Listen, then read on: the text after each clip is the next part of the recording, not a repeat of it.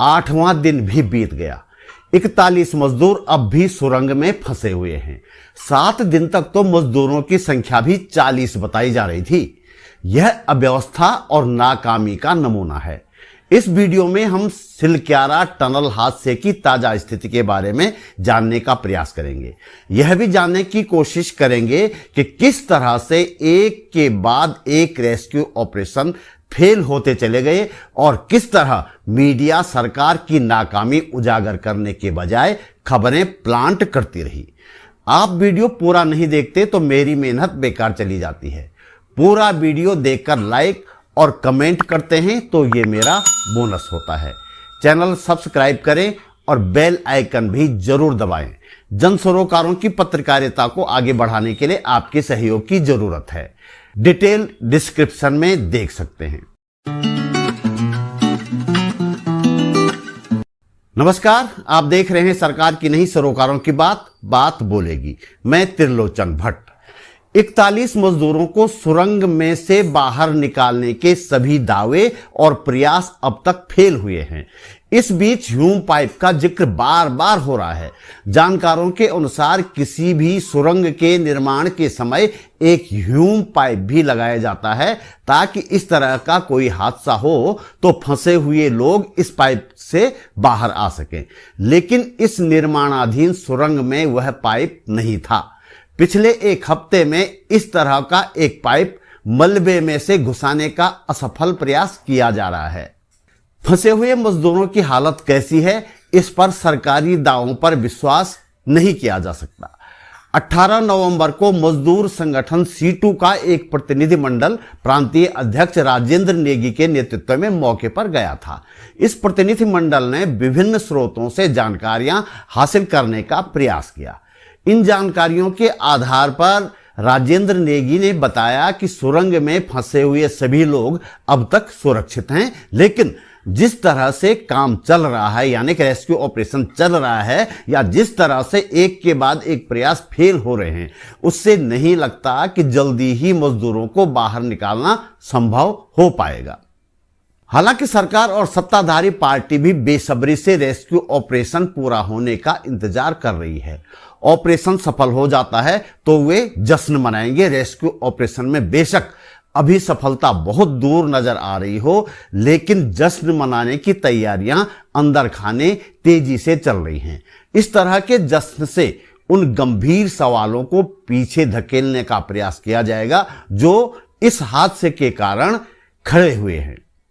यह हादसा हुआ क्यों, इस बारे में मैंने प्रसिद्ध पर्यावरणविद डॉक्टर रवि चोपड़ा से जानना चाहा। डॉक्टर चोपड़ा उस हाई पावर्ड कमेटी के अध्यक्ष थे जो चारधाम सड़क परियोजना के कारण पैदा होने वाले पर्यावरणीय खतरों की समीक्षा करने के लिए सुप्रीम कोर्ट के आदेश पर बनाई गई थी। वे इन दिनों बाहर हैं, लिहाजा यह बातचीत टेलीफोन पर हुई। डॉक्टर चोपड़ा के अनुसार यह हादसा अप्रत्याशित किसी भी हालत में नहीं है। चिंताजनक जरूर है क्योंकि 41 मजदूरों की जिंदगी उस सुरंग में फंसी हुई है। हाई पावर्ड कमेटी के कार्यकाल में हमने कई स्थानीय अध्ययन किए। उसमें हमने देखा कि जिस सोच, विचार और विवेक से इतनी बड़ी योजना बननी चाहिए थी, वह नहीं हुआ। उसके बाद EIA भी नहीं हुआ और ये एक बहुत बड़ी कमज़ोरी रह गई। जिस तरह का भूवैज्ञानिक सर्वेक्षण और अध्ययन की ज़रूरत थी, वो भी नहीं हुए। तो वाजिब है कि इस तरह के दुर्घटनाएं होनी ही थी। एक और बड़ी बात है, वो यह है कि किसी भी सुरंग को बनाते समय हादसे की संभावना तो रहती है और उसके लिए ऐसी योजना में डिज़ास्टर मैनेजमेंट प्लान की भी ज़रूरत होती है। लेकिन जिस तरह से 140 घंटे के बाद भी फंसे हुए मजदूरों को कंपनी निकाल नहीं पा रही है, उससे स्पष्ट है कि इनके पास कोई डिज़ास्टर मैनेजमेंट प्लान था ही नहीं। और ये भी कहना ज़रूरी है कि हमने कई प्रोजेक्ट्स देखे इस कंपनी के NHIDCL के, और उसमें हमने तरह तरह की लापरवाहियाँ देखी, वो उनको बताई भी गई। अब तक 4 तरह के प्रयास मजदूरों को रेस्क्यू करने के लिए किए गए हैं। अलग अलग जगहों से 3 मशीनें मंगवाई गई, 2 मशीनें एयरलिफ्ट करके भी यहां लाई गई, लेकिन सभी प्लान फेल हो गए हैं अब तक। अब 3 तरह के रेस्क्यू प्लान बनाए गए हैं। पहला, सुरंग में ऊपर से छेद करके, दूसरा सुरंग के साथ एक और सुरंग खोदकर, और तीसरा मलबे में से ह्यूम पाइप अंदर घुसाकर।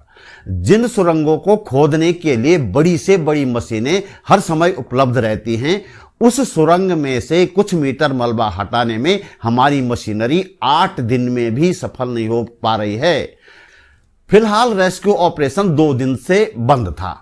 इस बीच हालत तो कुछ नहीं बदले, लेकिन नेताओं और अधिकारियों के दौरे खूब होते रहे।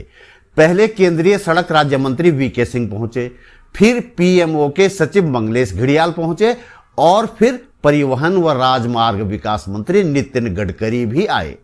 मीडिया ने खूब मसाले लगाकर इन दौरों की खबरें बनाई। मसलन ढाबे पर चाय की चुस्कियों के साथ बना रेस्क्यू प्लान, 6 तरह से चलाया जाएगा रेस्क्यू ऑपरेशन, अब PMO ने संभाला मोर्चा। इससे पहले मीडिया CM से भी मोर्चा संभलवा चुका है। यह बात अलग है कि मोर्चा संभालने के बाद वे चुनाव प्रचार करने मध्य प्रदेश चले गए थे। आज नितिन गडकरी के साथ संभवतः उन्होंने फिर से मोर्चा संभाल लिया होगा। व्यवस्था को कटघरे में खड़ा करती डॉक्टर शिवानी पांडे की कुछ पंक्तियां सुनिए। उत्तरकाशी की टनल में फंसे 41 मजदूर कुछ 100 मीटर मिट्टी या सीमेंट के अंदर नहीं फंसे हैं, वे फंसे हैं अव्यवस्था की टनल में। अगर केवल मिट्टी और सीमेंट के टनल में फंसे होते तो 1 हफ्ते का समय नहीं लगता टनल से निकलने में, लेकिन अव्यवस्थाओं की टनल इतनी गहरी है कि अभी 1 और हफ्ता भी लग सकता है। जिन 41 मजदूरों को बाहर निकालने के लिए इन अव्यवस्थाओं में केवल टनल के फंसे मजदूर नहीं हैं, इनमें तो हम सब फंसे हैं जो मजदूर नहीं भी हैं।